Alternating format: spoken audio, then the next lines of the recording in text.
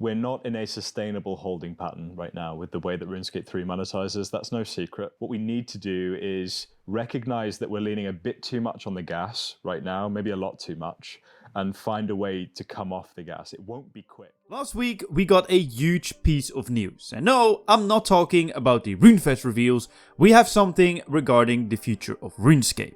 The CEO, ModPips, is taking a step back after 14 years, and we're getting a new CEO, ModNorth. But what does that even mean?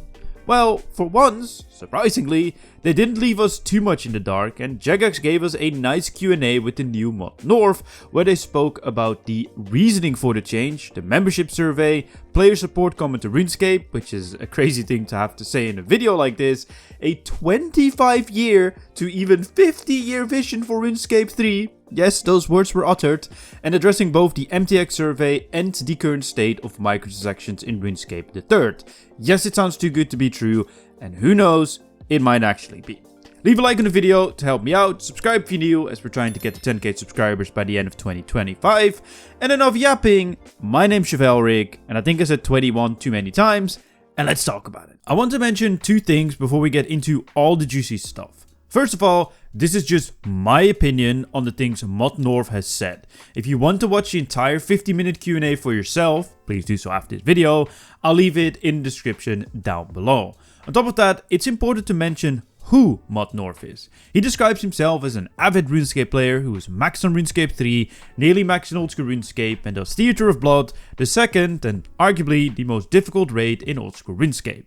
To me, that sounds like an actual avid player, and I hope and kind of assume with that amount of playtime you understand what the players want and, most importantly, do not want. Besides him being a player that doesn't qualify for the job, he actually does have experience at Jagex before, regarding advisor roles and also with the overall monetization strategy side of things. So yes, he has had an indirect hand or even direct hand in the current state of microtransactions, but we'll get to that.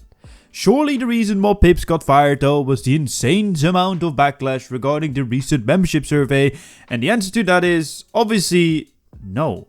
They explicitly explained it in the Q&A, but even if you'd use common sense and a quick Google, firing and finding a new CEO in that short amount of time is near impossible. So no, that was not the reason.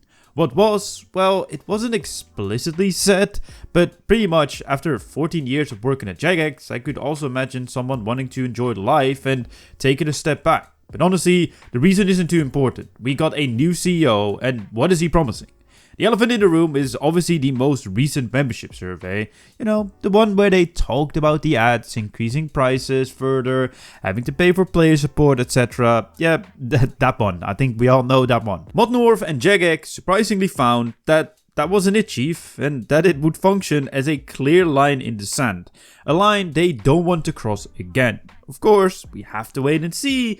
But let's be honest, I wouldn't want to get that much controversy as a company, not even for the money, but who knows, greed do be greeding. A very positive thing that did come from the survey, however, is that starting next month, so in April, Jagex will be rolling out a roadmap on improving player support. This roadmap will have multiple steps to eventually lead to a proper player support system to help with any questions players have and help they might need with lost items, accounts, etc.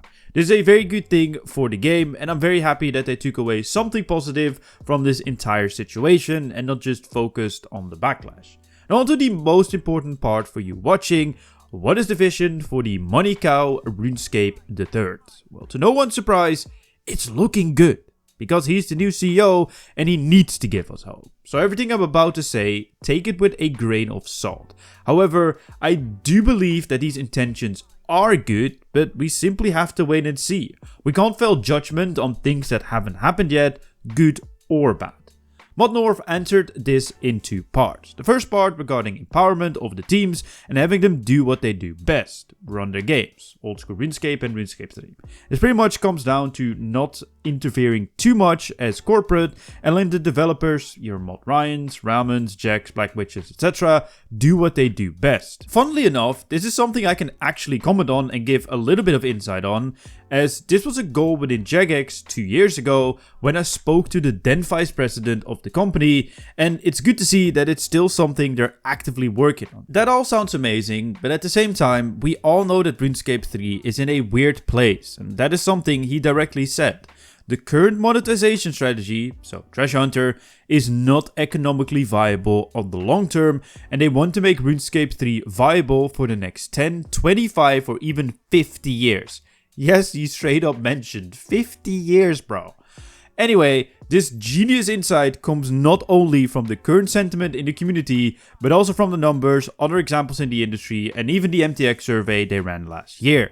We have been leaning too much on the gas with the current MTX offerings in RuneScape 3 is something they did say and finally acknowledge. Sure, we know this, but it's nice that the company says it too. So what does that truly mean? Well, in all honesty, on the short term, nothing at all.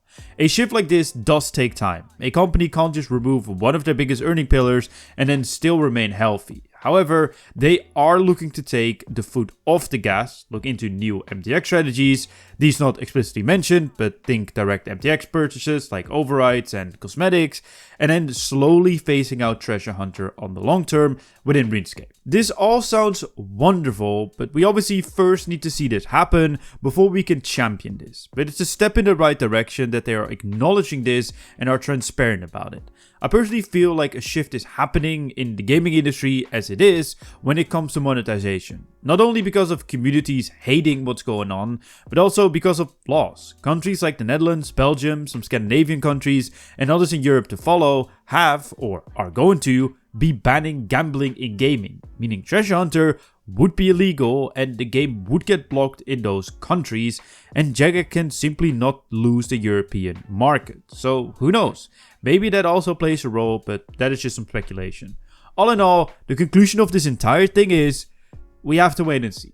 Let's give Buddy a chance, see where we're at in a few years, and then draw our conclusions. Because in all honesty, if you draw conclusions on things the man might do, then we're a long way from Texas. Check out the video on screen, like and subscribe. My name's Chevalric, and I'll see you guys in my next video.